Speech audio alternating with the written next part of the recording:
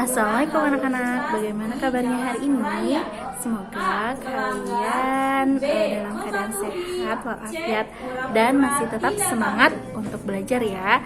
Nah, hari ini sebelumnya Ustazah akan memberikan informasi bahwa besok kalian tidak PTM di sekolah ya. Jadi besok kalian libur dan belajar di rumah.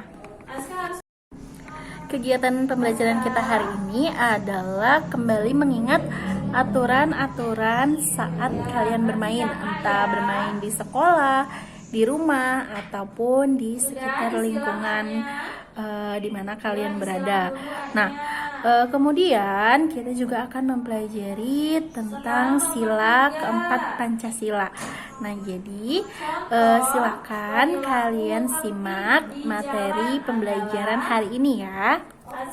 Jangan lupa minta bantuan ayah, bunda, atau kakak atau saudara di rumah apabila kalian merasa kesulitan, dan bisa juga video call Ustazah ya.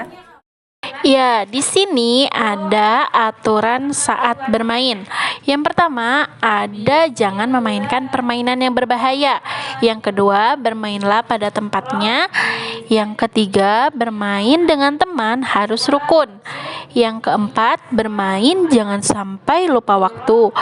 Yang terakhir, bermain jangan memaksakan diri. Nah, untuk yang pertama, jangan memainkan permainan yang berbahaya ya. Nah, misalnya kalian bermain dengan alat-alat tajam ataupun bermain lempar-lemparan batu. Nah, kalian harus menghindari permainan yang bisa melukai diri sendiri ataupun teman kalian. Yang kedua, bermainlah pada tempatnya. Nah, sesuaikanlah permainan yang kalian mainkan bersama teman-teman sesuai dengan tempatnya. Misalnya kalian bermain bola. Nah, apakah diperbolehkan bermain bola di dalam rumah? Ya, karena hal tersebut bisa membahayakan orang lain yang ada di dalam rumah. Kemudian bisa juga memecahkan barang-barang yang ada di dalam rumah. Jadi kalau kalian mau bermain bola, tempatnya yaitu di tempat yang luas dan bisa juga di tempat yang terbuka seperti di lapangan atau tempat khusus bermain bola. Nah, kemudian yang ketiga, bermain dengan teman harus rukun. Nah, tidak boleh saling bertengkar ataupun berebutan barang. Jadi harus rukun dan juga saling bekerja sama. Nah, lalu selanjutnya bermain jangan sampai lupa waktu. Nah, ini yang sering terjadi ya ketika kalian sedang main. Ketika kalian bermain itu harus juga mengingat waktu ya. Jangan sampai kalian ketika asik sedang bermain, kalian melupakan waktu untuk sholat, untuk makan, untuk beristirahat ya.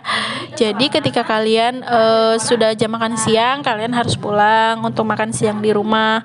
Kemudian ketika azan memanggil, kalian harus segera bersiap-siap untuk sholat ya, sesuai dengan waktunya.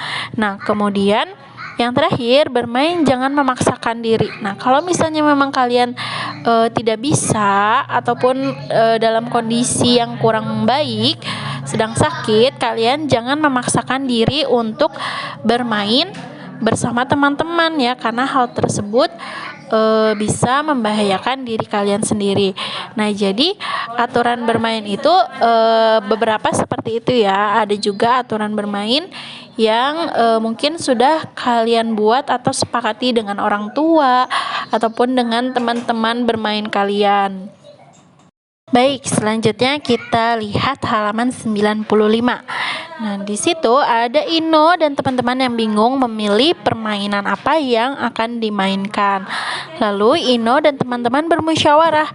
Musyawarah merupakan pengamalan sila keempat. Nah, di bawahnya itu juga ada gambar Dua anak yang sedang bermain bola di pinggir jurang.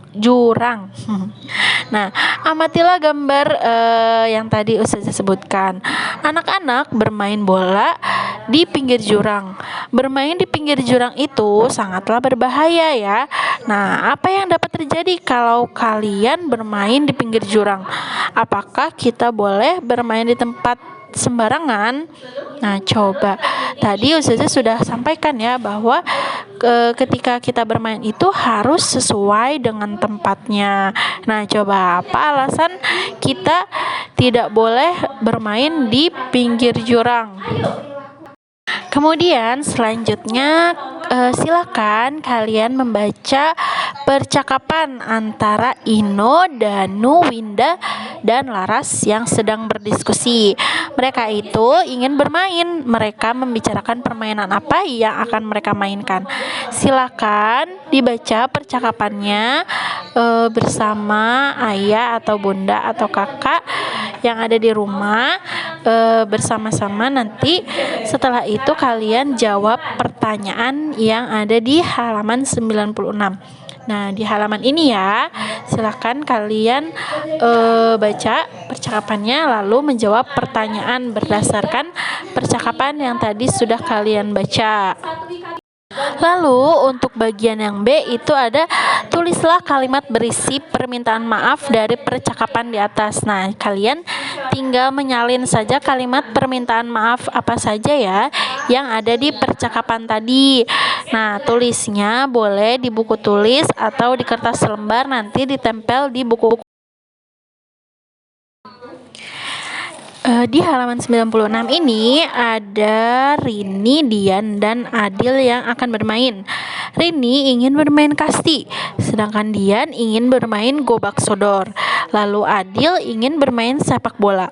Nah, mereka bermusyawarah. Masing-masing anak menyatakan keinginannya.